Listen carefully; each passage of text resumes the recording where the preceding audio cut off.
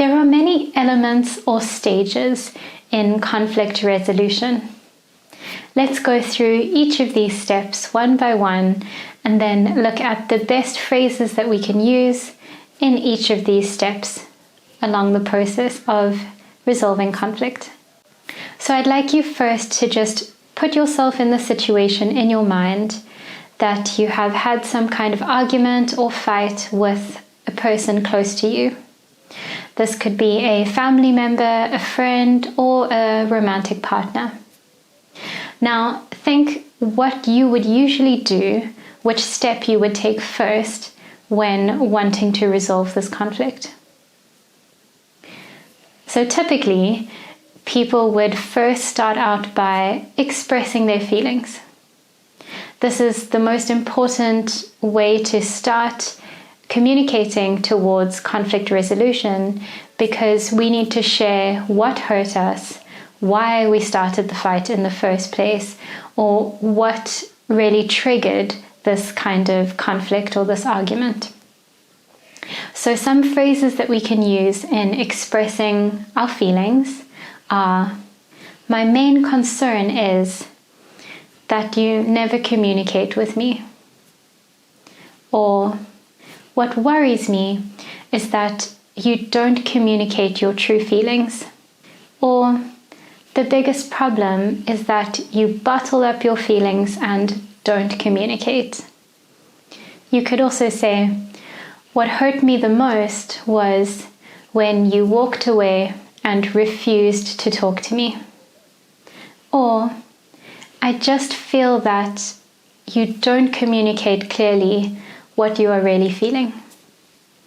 These phrases are all really useful because they don't begin with, you are this and you did that, but they are more showing your own feeling and why you have felt hurt or why you have thought that this person is trying to do something to hurt you. And this way it gets more to the root of the problem, and it is less about creating this fight and more about communicating together about what each person feels. And therefore, it is easier to get to some kind of resolution. So the next step is usually, now that you've expressed your feelings, you would want that person to express their feelings. So if they don't do this by themselves, then you could elicit their feelings through the following phrases. You could say, what are you really worried about? Or, what is really bothering you? Or, what is the real problem? You could also ask, what hurt you the most, when getting to the root of their feelings. So now that you've heard their perspective, you need to show empathy. So you want to express that you have been listening and that you understand their point of view. You understand why they feel this way. So you could express this by saying, I understand where you're coming from, or I see where you're coming from. You could also say, I understand that you'd feel that way, or I see now how it came across if you said something that hurt them. Sorry I made you feel that way is another great one if you were the person who kind of initiated the problem. And you can also say, I know how you feel. So now that both parties have expressed their feelings and it is quite clear what the root of the problem is, we have come to an understanding that there is a problem, then we can identify solutions as to how to fix it.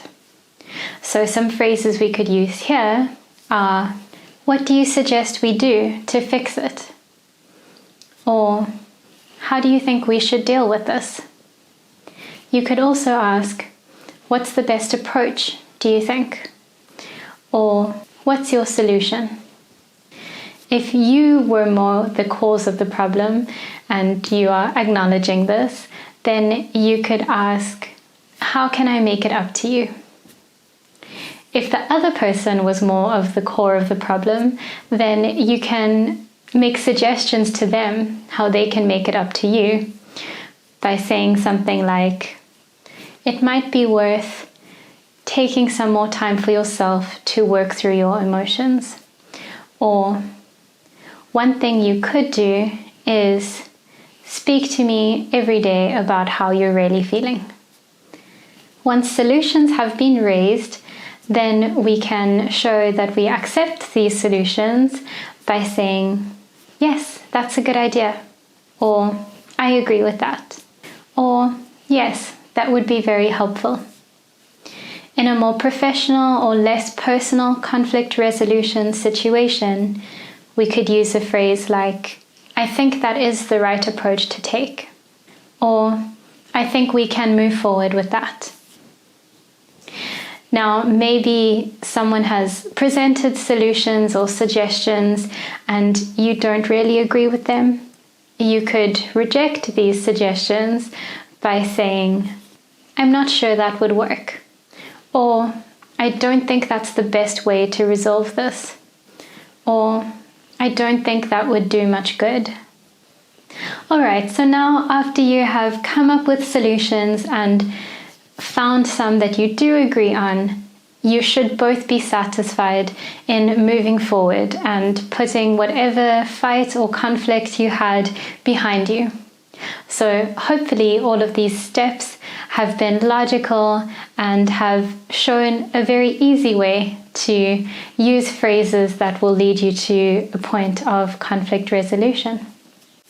I know this was a lot of information that we just covered, so please take your time looking at the phrases again and also the steps that we used in conflict resolution, because you will need all of this information for the next activity that you have coming up in the next slide.